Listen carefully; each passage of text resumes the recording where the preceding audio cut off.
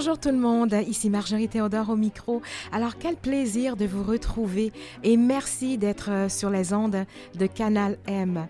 Alors aujourd'hui nous allons parler d'entrepreneuriat. Tout est toujours à tout faire. Catherine Robillard a formulé ce constat quand elle est rentrée sur la scène de l'entrepreneuriat. Avec détermination et philosophie, elle joue maintenant auprès d'eux, qu'elle appelle des acteurs de changement, un précieux rôle de soutien qu'elle nomme bras droit stratégique.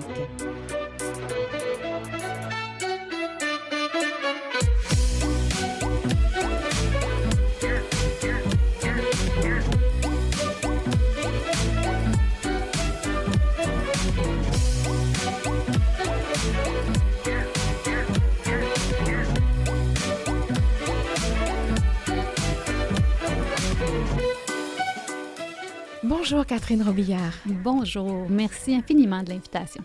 C'est vraiment un plaisir puis un sujet qui me tient à cœur. Donc, bienvenue à Vivement les femmes. Et Catherine, alors déjà, on sait que tu es autrice du livre Le backstage de l'entrepreneuriat qui est paru en 2024, mais assez chaud, ça fait seulement 2 mois. Oui, exactement. Donc, c'est encore tout nouveau pour moi là, d'entendre que je suis autrice. Oui, je m'y fais tranquillement. Oui, exactement. Puis, tu sais, c'est vraiment écrit en guide et ce que je constate aussi, c'est très facile d'accès et très épuré aussi, c'est-à-dire qu'on est capable d'intégrer le contenu, mais ça, c'était voulu, hein? Absolument. Je voulais absolument que les entrepreneurs puissent prendre quelques secondes de leur précieux temps pour aller consulter ce dont ils ont besoin. Donc, j'ai formulé le livre vraiment sous forme de guide pratique avec un esprit de synthèse, un esprit très pratique aussi sur le terrain, de quoi on a besoin, c'est quoi les questions qu'on doit se poser et les actions à prendre pour les prochaines étapes. Oui.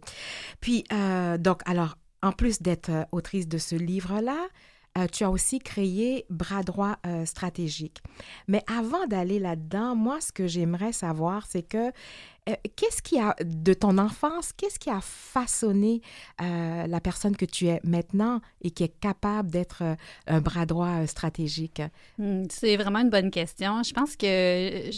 Je ne sais pas d'où ça vient, mais déjà très petite, 5-6 ans, alors que j'avais des amis qui jouaient au ballon ou à la corde à danser, moi, je m'amusais à créer des entreprises. Je m'amusais à vendre des billets de spectacle, ou je m'amusais à faire semblant de donner des rendez-vous. C'était vraiment quelque chose qui était... c'est ça qui m'intéressait, en fait. Et au début de l'adolescence, mon premier emploi était dans un club vidéo. À cette époque, il y avait des clubs vidéo. Et c'était le club vidéo du père de ma meilleure amie. Donc, ça m'a fascinée de savoir que c'est lui qui décidait de tout. En fait, alors, les produits, les prix, des fois, il voulait satisfaire sa clientèle différemment. Il faisait des petites choses le fun. OK, non, on aménage différemment. Donc, je pense qu'il y a eu vraiment une graine de semée d'intérêt pour l'entrepreneuriat à ce moment-là. Donc, déjà, c'était en toi, ça, de vouloir diriger, bâtir, créer. Ce qui m'a interpellée, je pense que c'est le réel pouvoir dans la satisfaction du client. C'est de savoir qu'on pouvait, par nos décisions, nos choix, avoir un impact direct sur l'expérience que le client pouvait vivre. Oui. Donc, à part de cet environnement-là, au niveau des études, qu'est-ce que tu as fait comme études? Ça a été très long avant que je découvre, que je mets les mots que je viens de mettre. Donc, l'intérêt pour l'entrepreneuriat, je l'ai découvert vraiment plus tard. Donc, je suis allée sur le marché du travail. J'ai étudié en plein de petites choses, mais rien de concret, rien de terminé. Archiviste médical, fleuristerie. En tout cas, je suis allée dans plein de directions. Mais en fait, je suis allée sur le marché du travail après ça pour vivre des expériences terrain. Et c'est là que je me suis rendu compte que j'avais vraiment un côté entrepreneur. Donc, à chaque poste que j'occupais, je m'intéressais aux postes autour de moi ou au prochain, puis je voulais savoir qui prenait les décisions, pourquoi, comment. Donc, c'est quelqu'un qui m'a avec beaucoup de bienveillance, apporter cette question précieuse à un moment donné pour me dire pourquoi tu ne vas pas étudier en gestion d'entreprise, ça semble t'intéresser. Et jusqu'à là, je n'avais pas réalisé ça. Donc oui, j'ai fait des études un peu sur le tard, mais oui, je suis retournée aux études là, en gestion d'entreprise au HEC, j'ai étudié en administration aussi.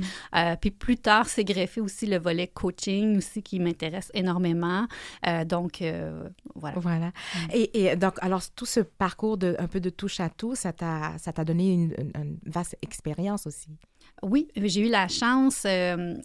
En fait, pendant longtemps, j'ai pas trouvé que c'était une chance parce que j'avais l'impression de butiner dans plein de postes. C'était une époque où on voulait avoir des beaux CV avec des expériences stables. Et moi, j'avais fait différents postes dans différents types d'entreprises, mais là, c'est vraiment une richesse parce que j'étais autant dans des commerces de détail, dans des entreprises de distribution. J'ai vu toutes sortes de situations. J'ai travaillé autant à l'approvisionnement, service client. Ça m'a donné vraiment une expérience très riche. Alors, quand j'accompagne des entrepreneurs qui aient des produits, des services ou qui sont dans l'import-export, j'ai des référents physiques dans ma tête, des expériences concrètes pour me référer. Donc, oui, ça me sert évidemment maintenant. Exactement. Ouais. Donc, maintenant, tu constates que c'est une richesse, finalement. Ouais. À la 4e de couverture du livre, le backstage de l'entrepreneuriat, donc, tu dis que derrière le rideau se trouvent 50 nuances de difficultés.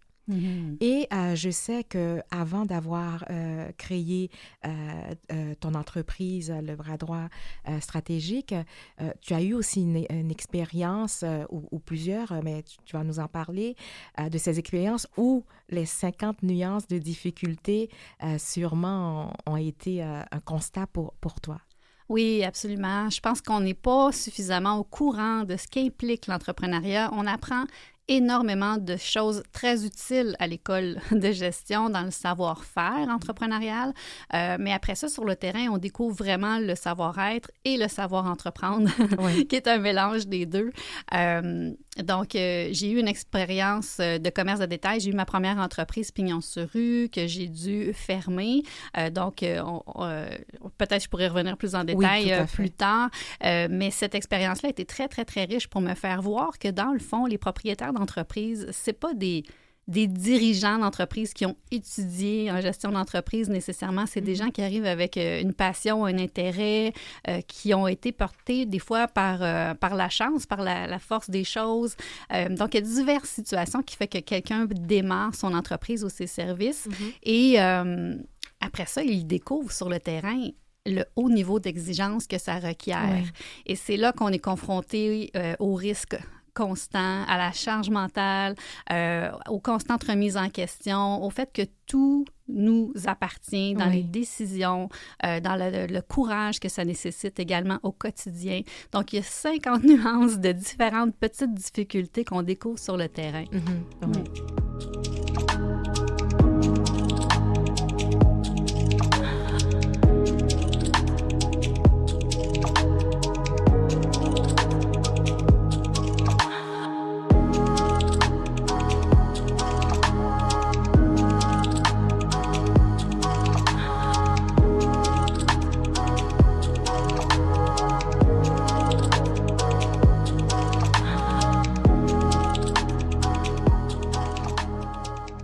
Donc, Catherine, justement, on parlait des 50 nuances de difficultés que tu as connues dans ton entreprise. Puis maintenant, c'est ça, j'aimerais savoir quelle est l'entreprise, parce que finalement, en lisant le livre, on constate que ça a été, comment je vais dire, bénéfique pour toi, mais j'aimerais ça que tu en parles. Oui, et merci énormément de me donner cette opportunité-là d'en parler, parce que oui, ici, on va parler de faillite commerciale et c'est souvent tellement tabou, on ne parle pas suffisamment des fermetures d'entreprises. À tous les jours, il y a des entreprises qui ouvrent, on en met certaines en lumière, mais les entreprises qui ferment, on en parle très peu, à part si ça le fait un gros tollé, à part si c'est des grosses pertes d'argent ou des grosses pertes d'emploi. Et je trouve qu'on devrait en parler plus souvent parce qu'une entreprise qui ferme ou qu'un entrepreneur décide de fermer, c'est une aventure. Puis c'est tout un pan de vie important pour la personne qui a mis corps et âme dans ce projet-là. Donc, ma première expérience, effectivement, s'est résolvée en faillite commerciale. Donc, j'ai dû prendre la décision de fermer, sinon on allait la fermer de toute façon. C'était un gros projet comme première expérience, je dirais. J'avais Pignon-sur-Rue, j'avais une équipe de 9 personnes. J'étais dans le domaine des centres d'amusement familial. Je voulais annexer des services aux familles. Le centre était adapté aussi pour les enfants à besoins particuliers. Je trouvais que c'était un service qui n'était pas desservi du tout dans ma région, mais à peine aussi au niveau des centres d'amusement familial à cette époque-là. Donc, le tout s'est déroulé avec Ça a été très difficile. Ça a pris 2 ans là, à monter un plan de financement, à pouvoir vraiment trouver le bon endroit, les bonnes personnes soutenantes aussi pour le projet. Et les premiers mois, tout a bien été. J'étais vraiment sur mes prévisions financières. Tout allait bien. Quelques mois après l'ouverture, j'ai appris en fait la venue d'un compétiteur qui allait ouvrir à 1 kilomètre porte à porte. Là. Donc très, très, très, très près, dans une ville où on ne pouvait pas être 2 dans ce type d'industrie-là. Donc, ça fait partie du risque de l'entrepreneuriat. Donc, j'ai tout de suite enclenché les meilleurs conseils, les meilleures choses qu'on apprend, c'est-à-dire se différencier, se positionner plus fortement, revoir ses prévisions, ses montages financiers et tout. Malgré tous les efforts, je voyais bien là, que ça ne pouvait pas fonctionner comme ça. Donc, avant de perdre trop, j'ai pris la décision de fermer quelques mois après l'ouverture. Donc, j'étais 8 mois en opération. Ah, OK, d'accord. Donc, même avant que l'entreprise se développe, quoi, que tu as fermé. Non, on a été ouvert 8 mois. 8 mois quand même, d'accord, d'accord. Et ça, c'était à cause du compétiteur qui était venu oui, puis disons terrain. Les vraies choses. En fait, le compétiteur s'est pas levé un matin en disant « je vais faire fermer l'entreprise de Catherine Robillard ». Non, tout à fait. Donc, ça reste des entrepreneurs qui, eux aussi, avaient un projet.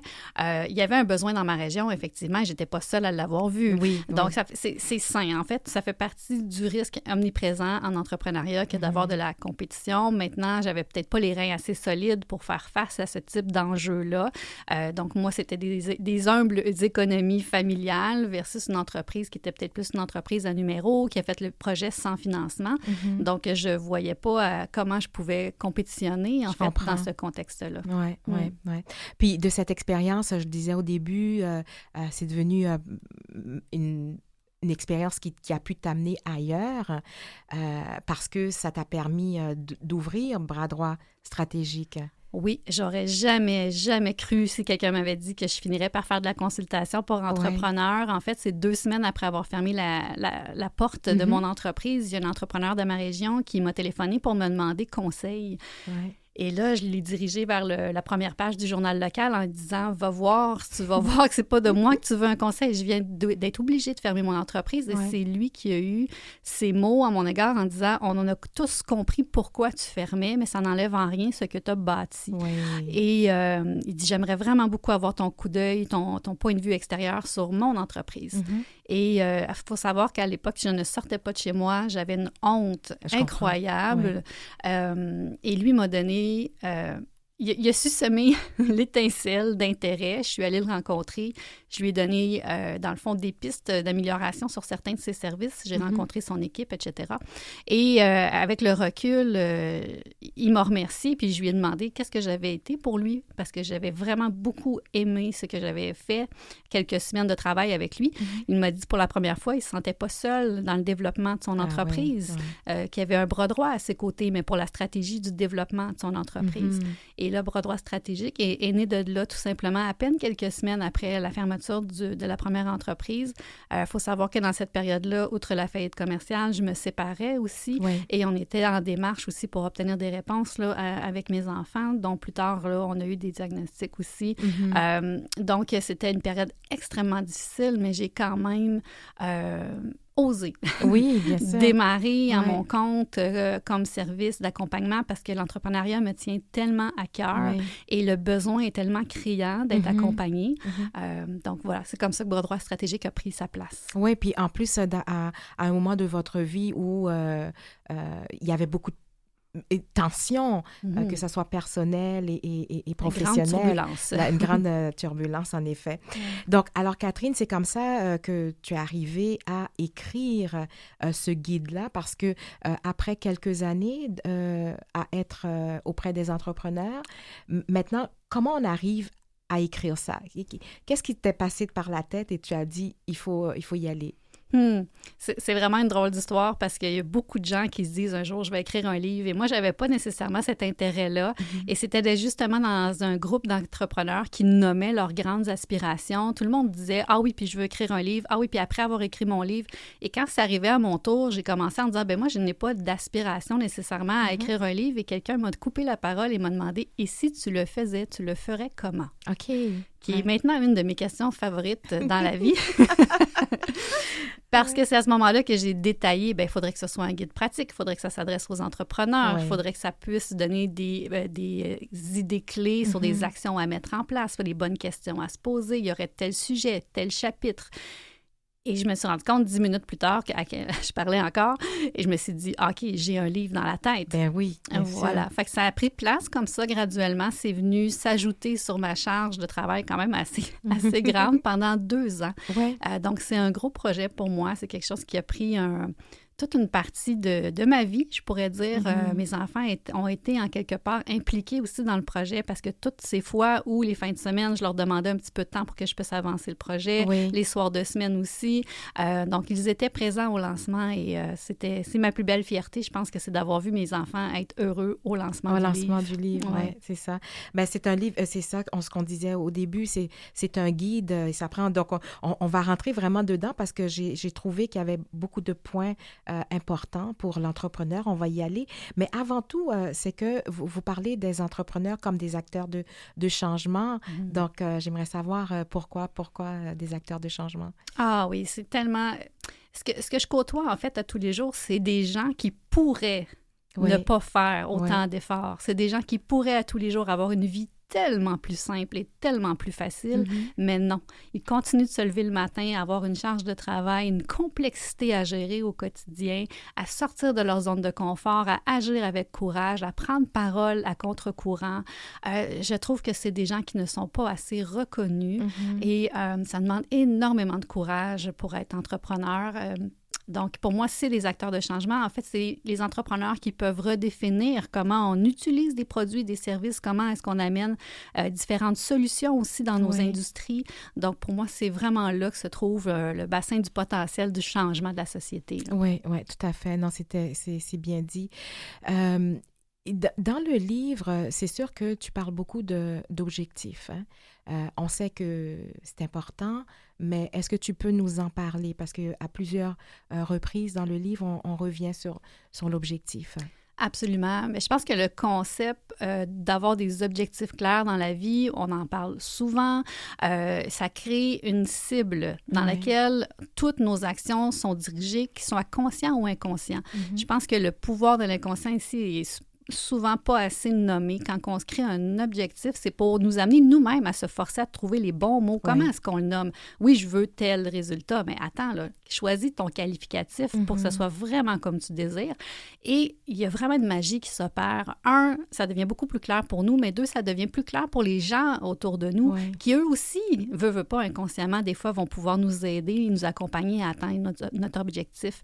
Donc, je pense que c'est vraiment super important de se faire accompagner à être capable de nommer clairement qu'est-ce qu'on désire et de mettre une date. Une date, exactement.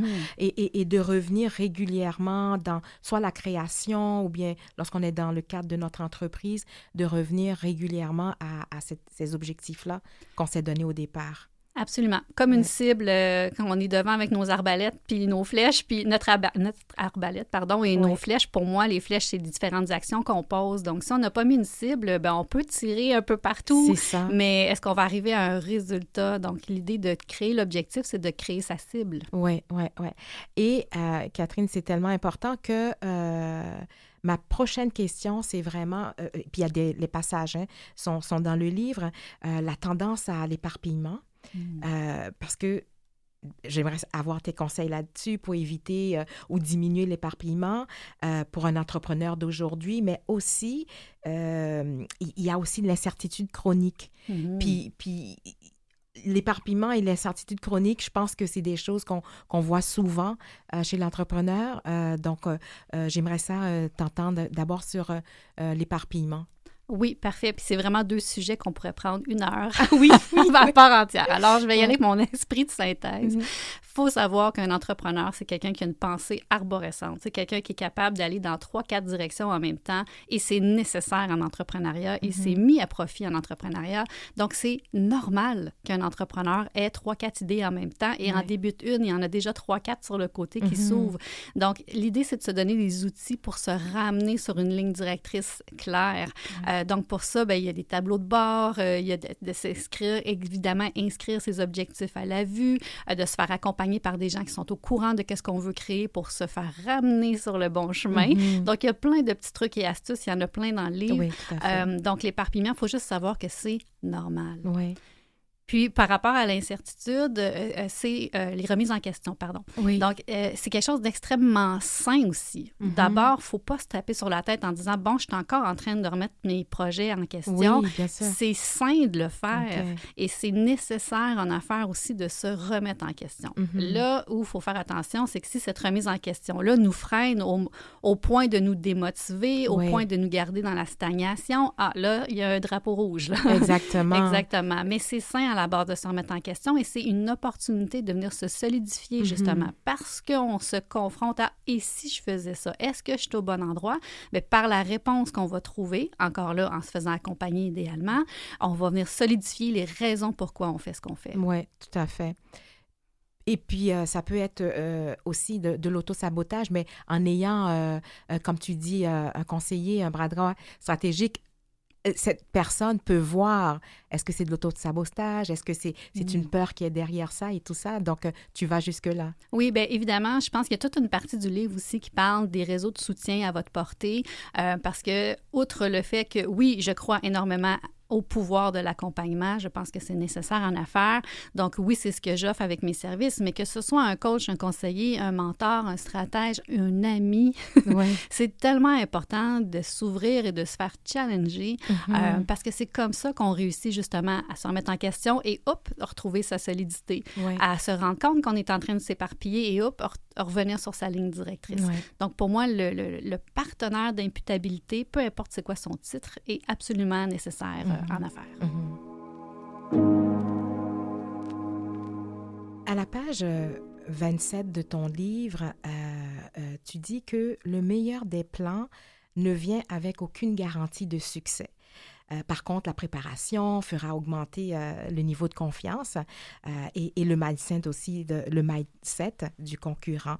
Donc, moi, ce que j'aimerais savoir, c'est que en tant qu'entrepreneur, comment garder sa motivation pour son projet ou même pour son entreprise? C'est une question qui a plusieurs réponses, dépendant des gens à qui on parle. Puis moi-même, je pourrais avoir différents types de réponses. Je vais choisir, là, dans le contexte-ci, ce qui me tient beaucoup à cœur, c'est le sens et la direction. Pour moi, quelqu'un qui comprend bien le sens qu'il donne à son entreprise, donc la signification que les actions qu'il prend dans son entreprise sont profondément ancrées avec sa mission de vie. Donc, c'est sûr que ça va faciliter et même presque garantir une motivation constante. Et il y a la direction, pour moi, qui est l'ambition ultime. Où est-ce qu'il veut porter son projet? Parce qu'on a beau être complètement en lien avec... on peut trouver que notre entreprise fait entièrement du sens avec qui on est, mais ne pas rêver suffisamment grand ou ne pas avoir projeté des ambitions à la hauteur de ce qu'on veut vraiment porter. Et là, ça crée une démotivation. Donc, le sens et la direction, pour moi, c'est deux éléments extrêmement essentiels à travailler pour activer et maintenir sa motivation. Puis, j'ajouterai encore une fois, d'avoir quelqu'un qui nous accompagne, ça aide grandement. Pour ça, pour garder la motivation. Absolument. Dans ton livre aussi, tu mets en lumière des phrases symptômes qu'on appelle, qu'on entend beaucoup de la bouche des entrepreneurs. J'aimerais ça que tu nous en donnes quelques-unes. Ne pas avoir à les deviner parce qu'on pourrait savoir c'est quoi, mais j'aimerais ça t'entendre là-dessus. Oui, on entend souvent le « je vois pas clair ». Oui. Tout est flou, j'avance dans le brouillard, j'ai un poids sur les épaules, je ne sais plus quoi prioriser. Pour moi, tout ça, c'est des phrases que j'entends quotidiennement et c'est des symptômes, en fait, que les réflexions n'ont pas été faites. Qu'est-ce qui fait que l'agenda déborde puis qu'on n'arrive pas à tout faire? C'est parce qu'il y a des choix, des décisions qui n'ont pas été faits. Pourquoi ces choix et ces décisions-là n'ont pas été faits? C'est peut-être parce qu'on c'est pas clair, justement, quelle est notre ligne directrice? Qui sont mes partenaires clés? Quel est mon rôle à jouer dans l'entreprise? C'est quoi les ressources dont j'ai besoin et à qui est-ce que je peux déléguer? Donc, c'est exactement ça que j'ai voulu mettre en lumière dans le livre, c'est que oui, il y a des phrases symptômes qu'on entend souvent, mais derrière ça, il y a un besoin qui n'est pas comblé. Donc, c'est ça, le chapitre des besoins, c'est de trouver qu'est-ce qu'on dit régulièrement, puis d'aller reconnaître quel est le besoin en arrière et quelles sont les actions à poser en lien avec ça. OK. Aussi, là-dedans, lorsqu'on a un entrepreneur qui a plusieurs idées, mais qui ne sait pas encore quoi choisir, c'est parce qu'on sait que les idées, là, ça vient, puis il y a des entrepreneurs, là, ils ont des tout aussi bonnes les unes que les autres, mais comment on va aller prendre une décision justement sur une idée?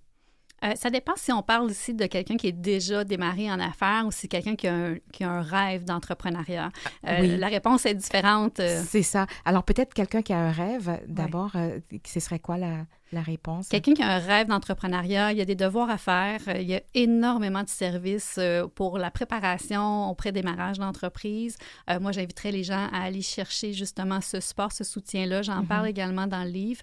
Il y a beaucoup de programmes de formation professionnelle qui offrent des 12 semaines d'accompagnement pour aller faire une bonne réflexion sur un début de plan d'affaires. Oui. Je pense que c'est la meilleure façon de venir valider son rêve. Puis après ça, c'est action. C'est action. Action, il faut l'expérimenter sur le terrain, il faut rencontrer nos clients, il faut comprendre si le produit ou le service qu'on offre répond vraiment à leurs besoins et adapter tout le long du chemin. Oui, tout à fait. Et dans le cas où la personne est déjà en entreprise, mais voudrait annexer un nouveau service et tout ça, comment qu'on fait?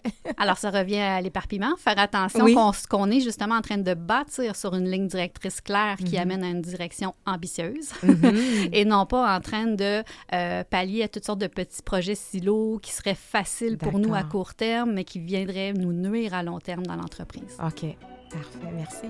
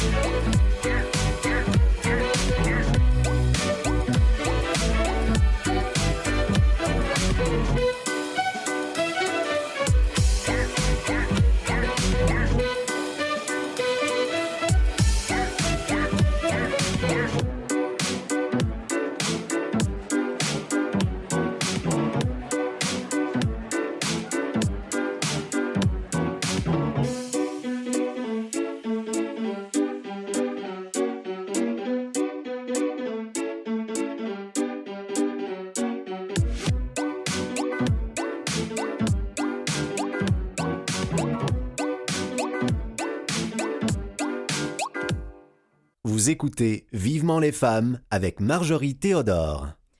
Au micro avec moi, Catherine Robillard, autrice du guide Le Backstage de l'entrepreneuriat et fondatrice de l'entreprise Bras droit stratégique.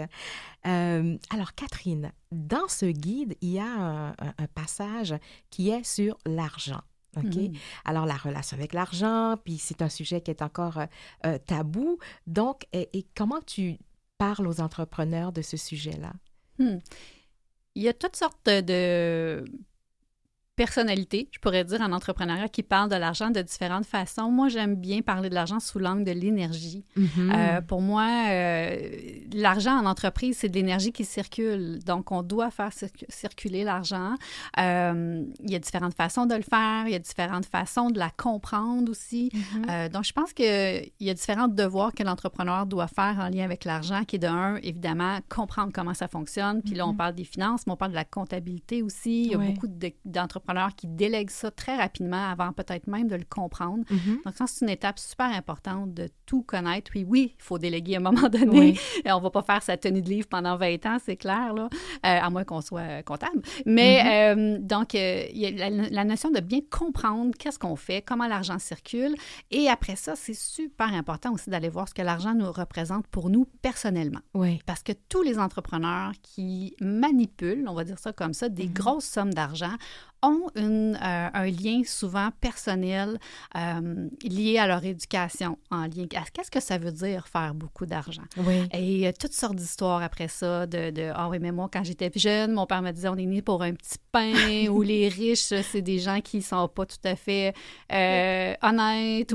Puis là, des fois, l'entrepreneur s'en rend même pas compte, mais il prend des mauvaises décisions, comme si inconsciemment, il ne voulait pas nécessairement s'enrichir. Oui. Et là, je nomme ça, puis ça semble très, à la limite, ésotérique, mais c'est sur le terrain, c'est comme ça que ça se passe.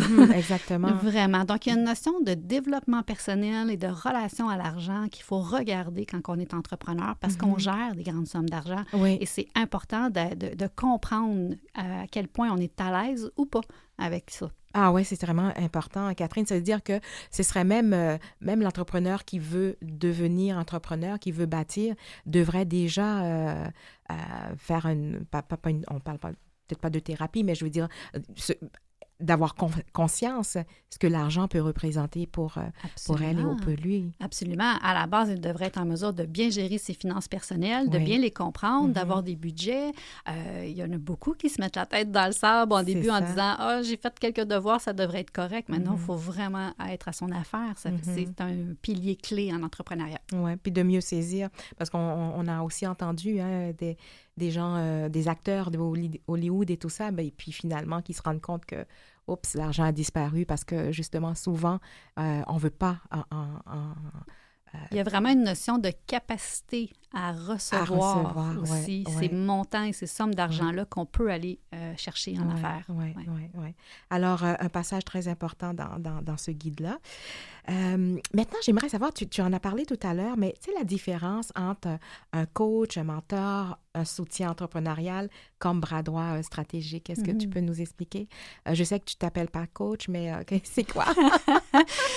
Oui, c'est simplement que dans les dernières années, il y a eu tellement de différentes sorties de coachs de toutes les sortes, tous les noms. Il y a des coachs d'entraînement, il y a des coachs en mindset, il y a des coachs d'affaires, avec ou sans diplomation, certification. Et moi, j'ai étudié, en coaching. J'ai fait une approche qui est l'approche de coaching transformationnel qui nous enseigne, en fait, les 11 piliers pour être reconnu par l'ICF, qui est l'International Coaching Federation. Donc, je connais la posture de coach. Je sais comment ça fonctionne, quelle est la ligne directrice à suivre, et pour l'avoir vu, il n'y a pas beaucoup de vrais coachs. Parce que la vraie structure de coach, c'est quelqu'un qui va ne pas donner son opinion, par exemple, qui va se garder une certaine distance par rapport à la situation. Et là, je dis ça rapidement, là, on pourrait en parler longuement, mais... les mentors, c'est des gens qui sont des gens d'expérience, en fait, qui veulent redonner à la jeune génération, souvent d'entrepreneurs, puis qui vont être à l'écoute des besoins, puis il va poser des questions, beaucoup sur le savoir-être. Le stratège va regarder concrètement sur le terrain avec des notions très appliquées à l'entreprise et personnalisées. Puis là, je fais juste ces 3 apartés-là là, pour montrer que c'est 3 choses complètement différentes. Le coaching, c'est du questionnement. Le mentorat, c'est beaucoup de soutien. La stratégie, c'est vraiment du concret. Donc, je départage un petit peu dans le livre un peu le rôle de chacun. Et bras droit stratégique, pour moi, c'était de me permettre de me promener dans ces différents rôles. Des fois, je suis plus coach, mentor, stratège, mais des fois, je suis conseillère, complice. Des fois, je suis juste une amie. Ben oui, tout à fait. Parce que l'entrepreneur a besoin de tous ces chapeaux-là à côté de lui. Puis à travers ça, tu fais aussi un peu de développement personnel s'il y a quelque chose que tu perçois. Absolument. L'entrepreneuriat, c'est la plus grande école de développement personnel. Oui, c'est ce que l'entreprise n'ira jamais aussi loin que l'entrepreneur derrière est prêt à aller. Ça, c'est important, ça. C'est tellement vrai, c'est tellement ça qui se passe sur le terrain. Souvent, les gens m'approchent parce qu'ils veulent la planification stratégique pour le développement de leur entreprise, puis ça prend 10 minutes, on est en train de jaser de leur blocage et de leur peur personnelle. Ah ouais, tout à fait. Vraiment. Donc, Catherine, tu vis à Saint-Hyacinthe. Et puis, ce que je voulais savoir, est-ce que la position géographique est importante comme un bras droit stratégique? Est-ce que parfois, tu as besoin d'aller sur le terrain? Si c'est une entreprise qui a pignon sur rue, tu as besoin d'aller sur le terrain, prendre le pouls pour mieux encore accompagner le client. Et puis, grande question, comment que ça se passe lorsqu'on veut faire affaire avec bras droit stratégique? Oui, mais en fait, mes services sont exclusivement en ligne. OK. C'est certain que quand l'entrepreneur est à portée de distance, Oui. je vais le visiter sur place. Mhm. Puis ça m'est arrivé aussi, bon là, je suis à Saint-Hyacinthe, ça m'est arrivé d'aller visiter une cliente qui était à Sept-Îles. OK, ouais. Donc, des fois, on se déplace, on va se rencontrer. Mais 95 de ma clientèle est exclusivement en ligne. ouais. Donc, non, la zone géographique a plus ou moins de liens. Là. Mais Oui. j'adore faire des événements en présentiel. J'adore Mhm. aller rencontrer des clients. Quand j'ai l'opportunité, d'ailleurs, dans quelques semaines, je m'en vais à Tit for Minds. Quelques semaines plus tard, je m'en vais à Chandler, en Gaspésie. Oui. Parce que j'ai envie de faire une tournée puis d'aller voir des gens puis pour faire la promotion du livre également. Exactement. Donc, mais c'est la beauté de l'entrepreneuriat web maintenant. Mhm. Oui, tout à fait, tout à fait. Non, j'en dis ce qu'on vient pas, mais alors, pour l'auditoire, donc, on veut faire affaire Oui. avec Droit stratégique. Alors, la première approche, ce serait... De me rejoindre sur mes réseaux ou mon site internet, bras-droit-stratégique.com, ou OK. tous les réseaux sociaux qui mènent à Bras-Droit Stratégique. Partout, j'ai un accès direct à ma prise de rendez-vous. Mhm. Donc, on discute, évidemment. C'est simplement pour... S'il y a quelqu'un qui est intéressé... moi, mon rôle, c'est de comprendre son intérêt, comprendre son besoin et le diriger vers la meilleure ressource. Si c'est moi, je peux lui faire une offre. Ouais. Mais ça arrive régulièrement que la personne, à force de discuter avec moi, puis je le fais gratuitement avec grand plaisir, on établit quel est le véritable besoin derrière. Et ça me fait plaisir de le mettre en contact. C'est une autre chose que j'apprécie beaucoup, c'est de mettre en contact les gens. Les gens, oui.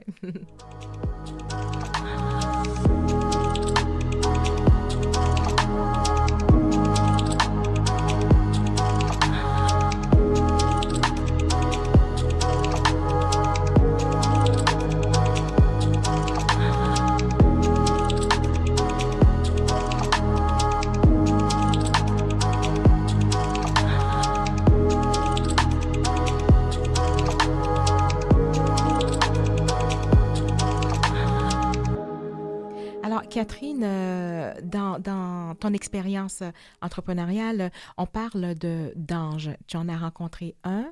Et ce que j'aimerais savoir, est-ce que tous les entrepreneurs rencontrent un ange sur leur passage? Je pense oui, il y en a partout. Je pense qu'il faut avoir l'ouverture de les voir. Oui. Il faut avoir aussi le courage de demander. Hein? Oser demander de l'aide.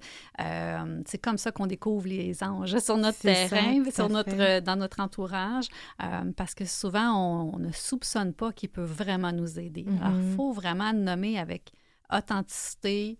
Voici mon besoin. J'ai la difficulté avec tel aspect présentement. J'aurais besoin de rencontrer quelqu'un qui est déjà passé par là, ou j'aimerais bien rencontrer ou savoir comment X personne ou personnalité arrive à... Et c'est en nommant que quelqu'un pense à quelqu'un, nous met en contact, il y a une porte qui s'ouvre. Ça, je le vois régulièrement sur le terrain, mais ça va partir de l'entrepreneur. La magie n'arrivera pas à lui, il faut qu'il aille la provoquer. La provoquer, c'est ça. Donc, de l'audace, passer à l'action, c'est... Quotidien. C'est quotidien pour un entrepreneur. Ça devrait l'être, en fait. Oui, ça fait. On a parlé de faillite tout à l'heure, le tabou de la faillite. Alors, moi, ma grande question, est-ce qu'il y a une différence, alors, dans la perception des gens, lorsque un homme fait faillite ou lorsqu'une femme fait faillite? Est-ce que tu as déjà... As-tu une réponse à ça? C'est drôle parce qu'on m'en parle régulièrement. Je n'ai pas... porter mon attention sur ce phénomène-là particulièrement. Moi, ce qui vient me toucher, c'est le fait qu'on n'en parle pas assez, point. Oui.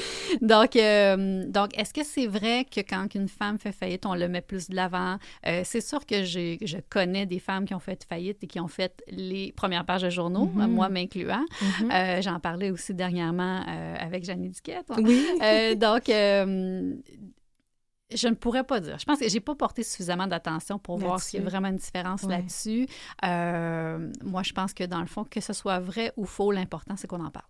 C'est ça. Qu'on parle des fermetures d'entreprise, peu importe le contexte, la décision, puis de comprendre que derrière ce mot « faillite », il y a un rêve.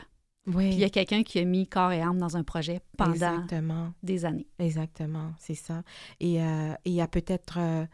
c'est peut-être aussi vécu comme un échec de la part de l'entrepreneur. Comment il faut passer à travers. Donc, après les articles de journaux et tout ça qui parlent de la faillite, il y a l'échec et comment Bien, c'est pour rebondir. ça que je trouve que les entrepreneurs devraient être plus reconnus parce qu'au lieu de voir la fermeture comme un échec, on devrait féliciter cette personne-là d'avoir osé essayer, d'avoir passé à travers quotidiennement énormément d'exigences. Et c'est certain qu'un entrepreneur qui est sur le part de fermer ou qui viennent de fermer, ça me donne rien d'aller lui dire « Ah, mais tu te rends compte de toute la richesse que tu as? » Parce qu'il n'est pas là. Parce qu'il n'est pas là, ça prend un certain temps avant d'être capable de reconnaître la richesse de cette expérience-là.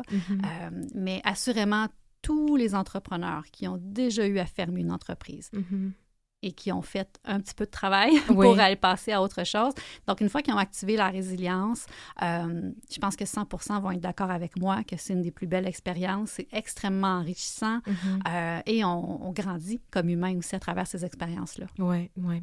Puis toi, comme à travers ton entreprise, est-ce que tu as eu à rencontrer comme des entrepreneurs qui avaient déjà fait faillite puis qui ont un nouveau projet ou qui sont en entreprise? Oui. Absolument. Okay. C'est vraiment fréquent. Je pense qu'une fois qu'on a goûté à l'entrepreneuriat, je pense que c'est pas rare que ça refait surface.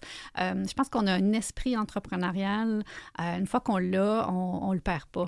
Donc, des fois, il peut se passer... Moi, ça a été plutôt rapide quand je me suis revirée de bord là, plutôt rapidement. Il y a des entrepreneurs qui prennent plus leur temps. Hein? Il y en a qui ont fermé depuis 4, 5, 6 ans et qui en parlent encore et c'est encore extrêmement sensible, puis c'est correct. Mais c'est tous des gens qui parlent de « un jour, je vais refaire autre chose ». Oui. Puis c'est toujours... c'est une force, finalement. Une belle résilience. Là. Absolument. Oui. À la page 172 du livre, tu parles de la série Six Feet Under qui t'a donné le second sens à ta vie. Donc, j'aimerais ça que tu puisses nous en parler. Ah oui, hein? Mais c'est sûr que là, ici, on est dans une note beaucoup plus personnelle. Faut savoir que à ce moment-là, je suis quand même dans la vingtaine. J'ai jamais voulu avoir d'enfant pour plein de raisons. Et j'écoute cette série-là qui, dans le fond, des tribulations là, d'une famille qui ont un salon funéraire, dans le fond, à même leur maison. Là. Et bon, il y a de l'humour noir là-dedans, tout ça. Mais c'est juste que cette série-là, finalement, fait l'éloge un peu de ce qu'il y a de beau dans la vie. Puis qu'à tous les jours, on peut la perdre. Donc, ça m'a tellement profondément touchée. C'est tellement fait de façon raffinée. Ça m'a fait comprendre l'importance des liens. Des liens familiaux, puis l'importance que, dans le fond, dans la vie, malgré tout ce qu'on peut vouloir mettre en place comme projet, parce qu'on parle de ça depuis le début, mais le plus important, c'est les liens. C'est les liens qu'on tisse, qu'on conserve avec nos proches. Donc, pour moi, ça a été quand même une belle, grande révélation, ce qui m'a donné envie, finalement, d'avoir des enfants. Oui. Oh, wow, c'est super, c'est super. Et puis, est-ce que ça vient aussi répondre aussi au fait que lorsque tu parles aussi de l'entourage de l'entrepreneur? Absolument. L'entourage de l'entrepreneur qui, souvent, ne comprend pas pourquoi cet humain-là se donne autant de travail et d'ouvrage et que ça serait donc bien plus simple de simplement prendre un emploi. Donc, j'aborde en fait ce concept-là avec beaucoup de bienveillance puis de compréhension que c'est important de prendre soin des liens des gens qui nous entourent, mais aussi de comprendre que si on est entouré de gens qui ne sont pas en mesure d'accepter notre style de vie entrepreneurial, parfois, il faut prendre des décisions difficiles aussi. Donc, c'est très délicat comme sujet. Donc, ça devient aussi... C'est très personnel aussi à l'entrepreneur de décider est-ce que je conserve des gens proches de moi malgré qu'ils ne me soutiennent pas dans mes choix de vie ou est-ce que je mets une distance. Donc, ça, j'accompagne souvent les gens aussi à prendre ces décisions-là qui sont difficiles. Qui sont difficiles, mais parce qu'il y a une partie émotive. Absolument.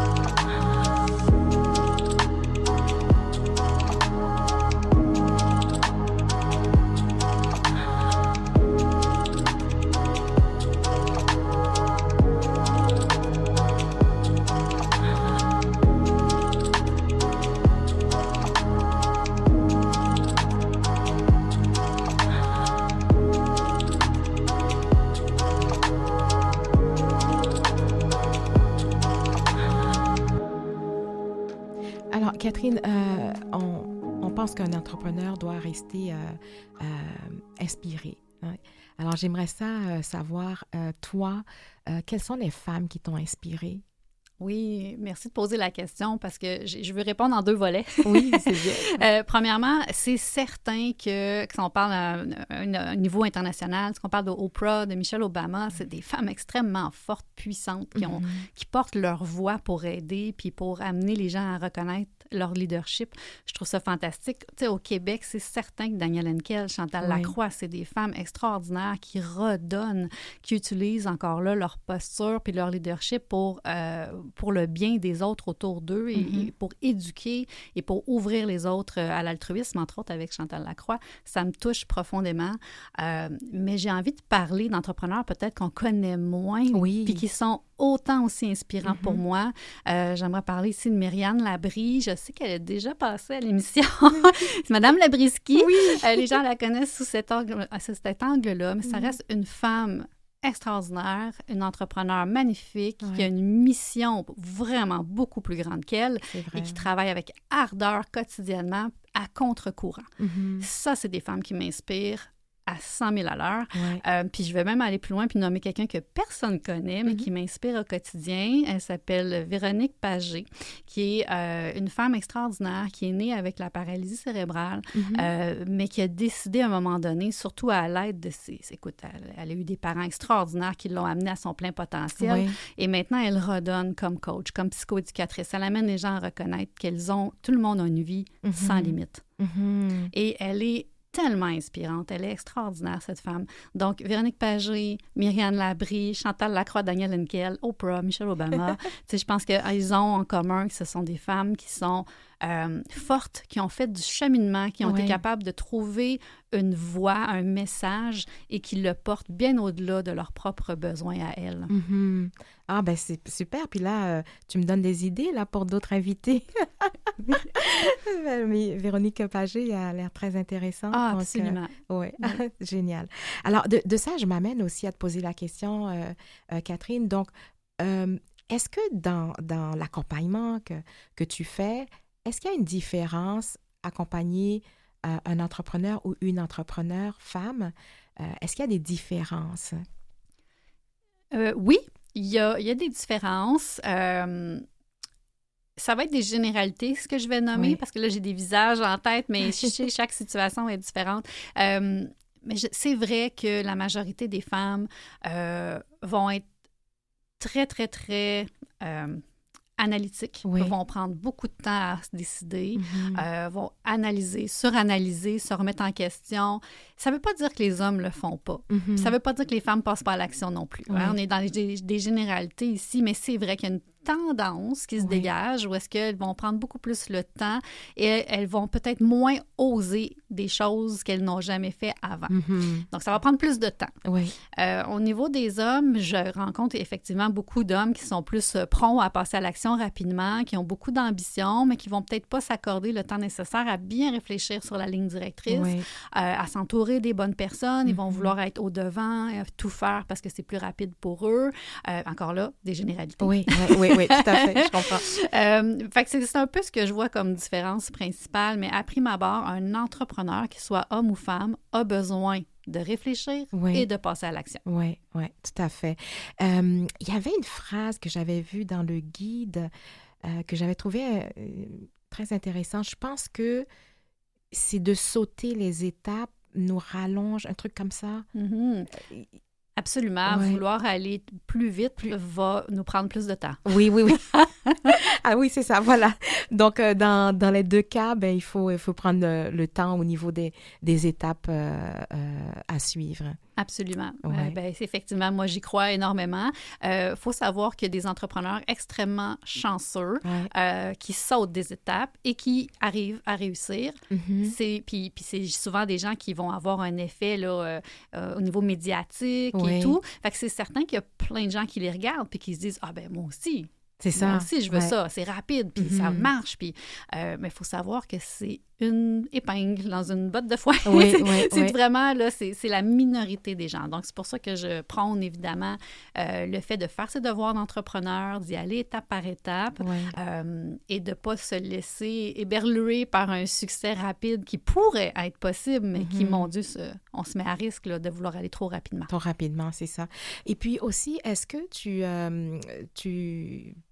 conseilles, quelle que soit l'entreprise, où il y a une spécialité que tu as à ce niveau-là? Je travaille principalement avec des entreprises qui ont soit 0 ou jusqu'à peu près 25 employés. D'accord. J'aime travailler avec les gens qui sont la tête décideuse, là, des gens qui ont mainmise, qui ont une certaine flexibilité, adaptabilité aussi. Quand on parle d'entreprises qui ont différents paliers de gestion, donc 50 employés et plus, c'est juste que c'est un petit peu moins terrain, c'est un petit peu plus long dans le processus, puis aussi simplement un choix que je fais dans le fond d'accompagner des gens qui ont peut-être plus de latitude et de rapidité à apporter le changement sur le terrain. Je me sens plus mis à profit à ce moment-là de cette façon-là. OK.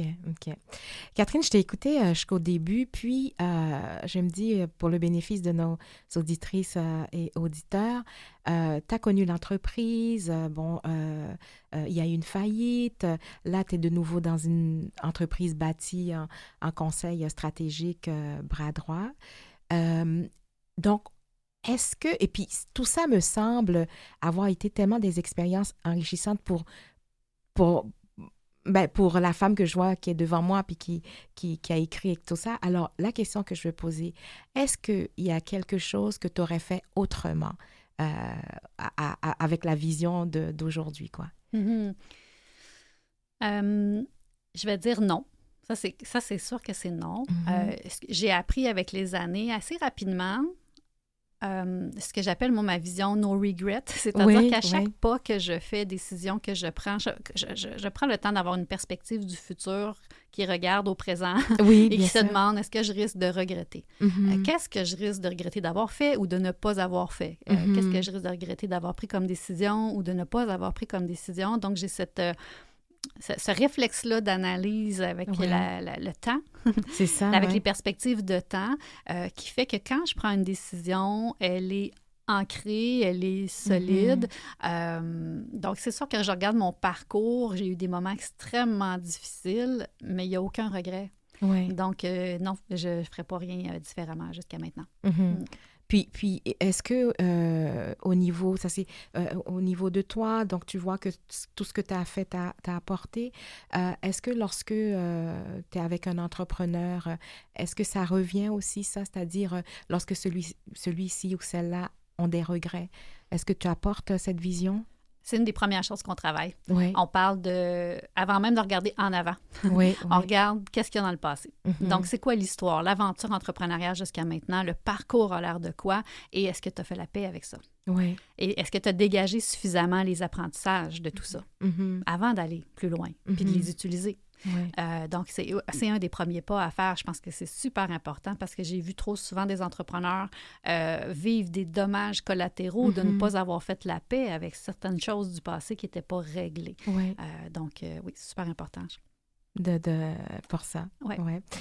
Puis, rapidement, je sais que tu as eu des enfants, tu es une femme entrepreneur.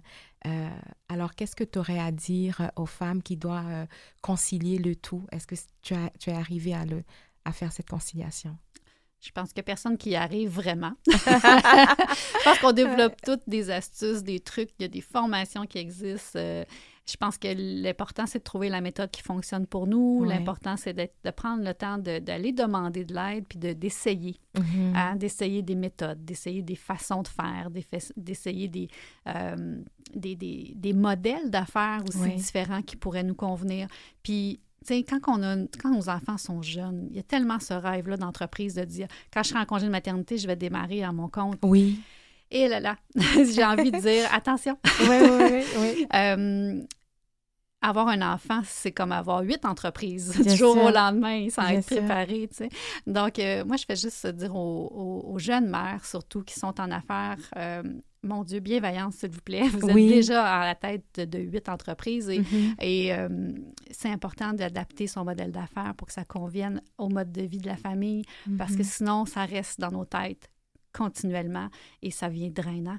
Si on ne se sent pas à la hauteur de ce qu'on veut pour notre famille, puis qu'on veut amener notre entreprise aussi à un certain niveau, il faut savoir que quand on atteint nos objectifs d'entreprise, mais qu'on n'a pas atteint nos objectifs familiaux, la victoire ne goûte pas bon. Bien, sur ces mots-là, vraiment, merci Catherine Robillard d'avoir accepté notre invitation, mais d'avoir si bien répondu à mes questions. Donc, alors, je te souhaite une belle continuation dans cet accompagnement-là qui est tellement nécessaire pour les entrepreneurs. Donc, alors, je rappelle que mon invitée est Catherine Robillard, autrice du guide Le Backstage de l'entrepreneuriat et fondatrice de l'entreprise Bras Droit Stratégique. Alors, ceci met fin à notre émission. Bien, merci à toute mon équipe. Mathieu Tessier à la mise en onde, Lynn Roy à la recherche et Jean-Sébastien Laliberté, chef diffusion technique. Alors, ici Marjorie Théodore, qui vous donne un autre beau rendez-vous la semaine prochaine.